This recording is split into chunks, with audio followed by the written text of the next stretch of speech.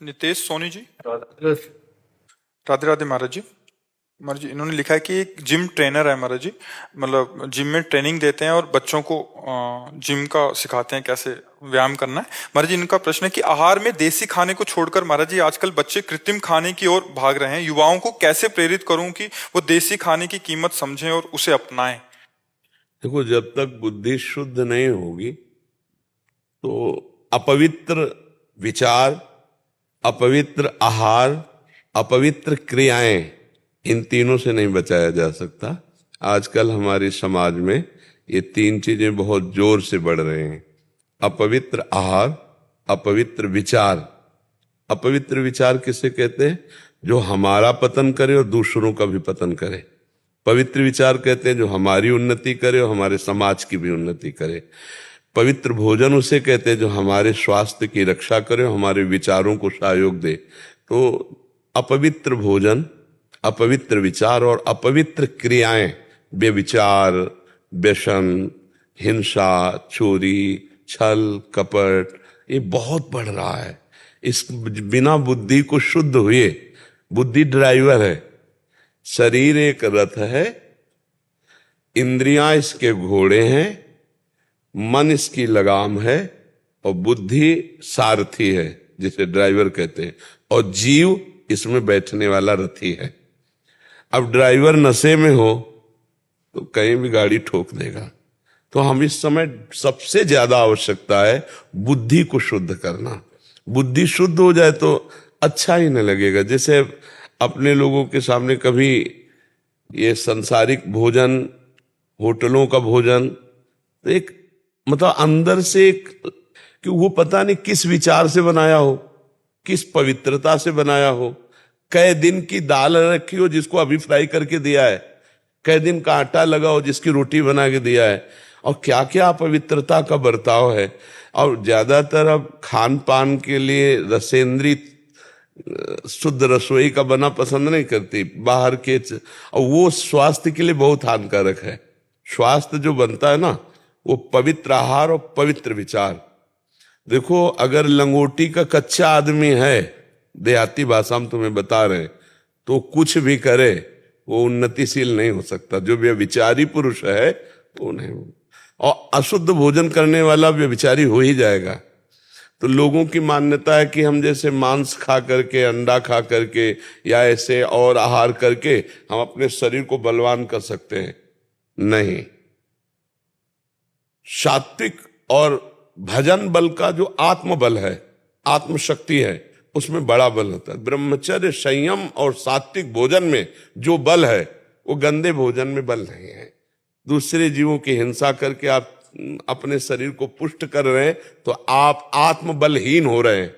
शरीर बल भले आपका बड़ा दिखाई दे, और आत्मबल ना होने के कारण आप काम विजयी नहीं हो सकते, आप क्रोध विजयी नहीं हो सकते, आप अहंकार विजयी नहीं हो सकते। फिर आपके पास बचा क्या? आपका नाश करने के लिए आपका दुश्मन आपके अंदर ही बैठा है। काम, क्रोध, लोभ, मोह, मद, मत्सर, ये आपको ढेर कर देगा, कहीं न कहीं आपको नष्ट कर देगा।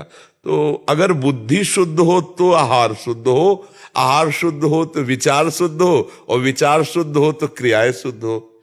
एक ये जो स्वास्थ्य है ना, एक ये सन्यासी की तरह जीवन होता है, इसमें बड़ा पवित्र जीवन जिया। अब तो केवल प्रदर्शन रह गया है, नहीं तो हमारे गांव में 10-20 लोग ऐसे होते थे जो तो सब मठा पीने वाले, रोटी और घी और दाल खाने वाले होते थे। ये तो अशुद्ध पदार्थ तो अब तो चल गया बहुत। अब तो जिसको देखो मैगी और पिज्जा और बर्गर और सैंडविच, अब यही भोजन रह गया, ले रह गया, यही रहेगा, यही भोजन रह गया है। तो अब इससे कोई स्वास्थ्य तो बनने वाला नहीं, इससे लीवर भी खराब होगा, इससे आपके यंत्र पाचन तंत्रों पर बड़ा प्रभाव पड़ेगा। तो आप कृपा करके उनको सत्संग सुनाइए, सदुपदेश, जिससे उनकी बुद्धि बदले। नहीं महाराज, कुछ दिनों से मैंने एक अध्याय शुरू किए हुए हैं जी। तो दूसरा बात, कुछ 1 साल पहले चना पाउडर का मैंने एक रेसिपी बताया था, तो उस रेसिपी को 100 करोड़ लोगों ने सुना था पूरे विश्व में। सत्तू, जो 50 ग्राम चना पाउडर को मिक्स करके 2 खजूर, 1 केला और 5 ग्राम देसी गुड़, जिनके भी शरीर में कमजोरी रहती है, मेरा बहुत जोरों से विरोध हुआ था। कुछ जो सप्लीमेंट बेचते हैं उनके काम बंद हो गए। आजकल जिम वगैरह में महाराज जी लोग सप्लीमेंट पाते हैं जिससे मतलब वो जल्दी बॉडी तो बनता पर है वो but नुकसानदायक शरीर को है, बहुत नुकसानदायक है। और उसके अलावा एक बताया था कि आप इसको यूज कीजिए क्योंकि घर पे बनता है, सस्ता पड़ता है। तो मैं यही चाहता हूँ बच्चों को कि ये चीज वो सीखें, जमीन से जुड़े। बिल्कुल बिल्कुल बिल्कुल बिल्कुल। जैसे ये चना है ना, देहाती आदमी का जो शरीर पुष्ट होता था ना, चना की रोटी और 1.5 लीटर 2 लीटर मठा। मठा में बहुत उधर, हाँ ये चीजें जो है ना, मोटी रोटी बढ़िया चूल्हे की सिकी हुई और मठा तो शरीर में, तो ये तो बहुत सुंदर बात है। ये जो पाउडर से शरीर फूलता है ये फिर नुकसान भी करता है, ये आगे चलकर आपको रोगी कर देगा। आप सात्विक और आयुर्वेद से जानकारी करके नौजवानों को पुष्ट होने के लिए, उनका ब्रह्मचर्य भी पुष्ट हो, उनके दिमाग की जो सोच है वो थोड़ा पवित्र होनी चाहिए। महाराज जी ये एक और लिख रहे हैं कि आजकल के युवाओं को ये कैसे पता चले कि जिस व्यक्ति से प्रभावित हो रहे हैं उसके रास्ते पे वो चलें, वो सही है गलत, मतलब व्यक्ति सही है गलत, वो आजकल क्या वैसे हम बताएं, हाँ वैसे हम बताएं, इसके लिए तस्मात् शास्त्रम प्रमाणम ते कार्याकार्यो व्यवस्थितो। जैसे कोई कहे कि हम पीएचडी पढ़े हैं तो कुछ पीएचडी के सूत्र हैं, उनसे जानकारी हो जाएगी कि ये ढोंगा ही मार रहा है कि पीएचडी पढ़े हैं। ऐसे ही हमारे शास्त्रों में वर्णन किया गया है कि जो भगवत प्राप्त पुरुष है, जिसके आंख मूंद कर बात मान लेने पर हमारा मंगल ही होगा, चाहे वो गृहस्थ हो चाहे वो विरक्त हो, तो शास्त्रीय लक्षण लिखे हुए, निर्माण अमोहा जित संग दोषा अध्यात्म नित्या विनिवृत्त कामा द्वंद्वैर विमुक्ता सुख दुख संगई गच्छन्त्य मूढ़ा पद्मभ्यम तत्। जो भगवत प्राप्त महापुरुष है उसी की बात मानने से हमारा परम कल्याण होगा। पहला लक्षण, जिसमें मान प्रियता ना हो, सम्मान प्रियता, अपना नाम हो जाए, अपना यश फैल जाए, ये ना हो। दूसरा, जिसमें अपने परिवार और अपने शरीर का मोह ना हो। जित संग दोषा, कैसी भी परिस्थिति सामने आ जाए, कोई माता बहन कुछ भी कहे, वो कभी अपने धर्म से डिगे ना, अपनी स्थिति में, अर्थात अपने प्रभाव का भोग ना करे। जो प्रभाव से आप हमसे प्रभावित हुए तो हम आपसे कुछ शोषण वृत्ति न रखें, आपका मंगल चाहें। जित संग दोषा, कोई भोग वस्तु, कोई भोग शरीर, कोई किसी भी तरह का वो हमको परास्त न कर पाए, हम अपनी सीमा में बने रहे, बहुत कठिन है।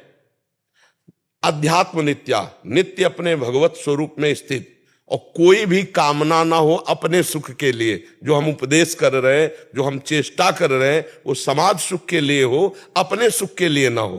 पलट करके स्वार्थ बुद्धि नहीं होनी चाहिए कि हम आपको उपदेश कर रहे हैं वैराग्य का और हमारी अंदर की चाह है कि आप, तो वो अध्यात्म नित्या विनिवृत्त कामा, कामना रहित होकर के, जैसे आप जगत मंगल के लिए करें तो आपका मंगल तो होगा ही, पर आप कामना ना करें।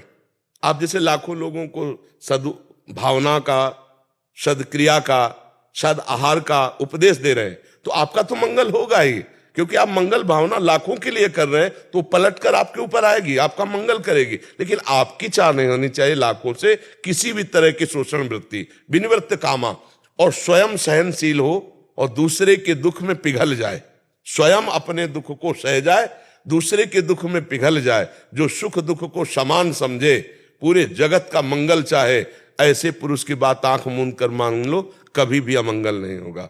और जहां दिखावटीपना है, जहां कहने के पीछे फिर कुछ और चाहे, वहां संभल करके, हाँ हमारा विचार, हमारा चिंतन केवल जगत मंगल के लिए हो तो बात माननी है। और बात कह कुछ रहे हैं और इसके बाद हमारी कुछ मांगे हैं, तो उस बात का कोई रंग नहीं रहा, उस बात का कोई रंग। आज हम अपनी बात को बेच रहे हैं, आज हम अपने अनुभवों को जागृत करके जगत मंगल के लिए नहीं, वो बेच रहे हैं। वो मान चाहिए या प्रतिष्ठा चाहिए या रुपया चाहिए, वाहवाही चाहिए, ये इससे मंगल नहीं होगा। हम कष्ट सहेंगे, हम दुख सहेंगे, लेकिन आपका मंगल करेंगे। ऐसे पुरुष की बात माननी चाहिए, ऐसे पुरुष का। और हमें लगता है सबके हृदय में भगवान बैठे हैं, वो बताना नहीं पड़ेगा, आप देख करके वो बैठ कर ही जान जाएंगे कि इनकी बात माननी चाहिए कि नहीं माननी चाहिए। आपके हृदय में भगवान है, वो बैठ करके बता देंगे कि यहाँ ठीक नहीं है। मुझे तो ऐसा लगता है, क्योंकि जीवन में हमने देखा है, बचपन से बाबा जी रहे तो हमें जहाँ कुछ तो हमारे अंदर आ गया कि भागो यहाँ से, भागो, यहाँ ठीक नहीं है। और जहाँ ठीक हुआ तो आजीवन के लिए हमारी श्रद्धा समर्पित हो गई। जैसे पूज्य पाद उड़िया बाबा, पूज्य श्री भाई हनुमान प्रसाद पोद्दार जी महाराज, पूज्य राधा बाबा, पूज्य पंडित गया प्रसाद जी महाराज, बड़े बड़े जो महान संत हुए, तो फिर वहाँ कोई संशय नहीं हुआ उनके। तो हमारे को लगता है कि अगर थोड़ी देर हृदय में भगवान को स्मरण करके पूछ लो कि इसकी बात माने कि ना माने, तो उत्तर आ जाएगा कि नहीं मानो, चलो ये ठीक नहीं है, भगवान अंदर जगत गुरु बैठे हैं जी। अच्छा लगा आपसे, क्योंकि हमें वो बहुत प्रिय लगता है जो हमारे समाज, हमारे राष्ट्र के काम आवे।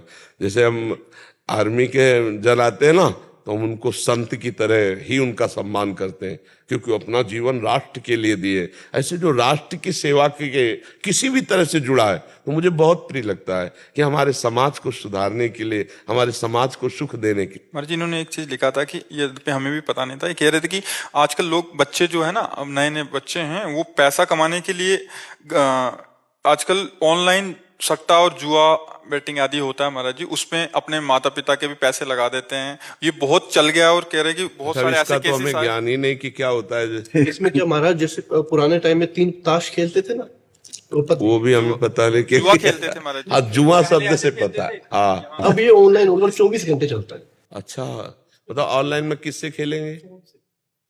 तो कोई व्यक्ति होगा? सॉफ्टवेयर बनाया होता है, कंप्यूटर टाइम सॉफ्टवेयर बना होता है। अच्छा, 15-15, 16-16 साल के बच्चे हैं जो कभी माँ का गहना चुरा लिया, कभी किसी का क्या चुरा लिया, और जब वो हार जाते हैं वो सुसाइड कर लेते हैं। अब क्या करें, माँ बाप संस्कार ही नहीं देता है बच्चे को, तो क्या करें।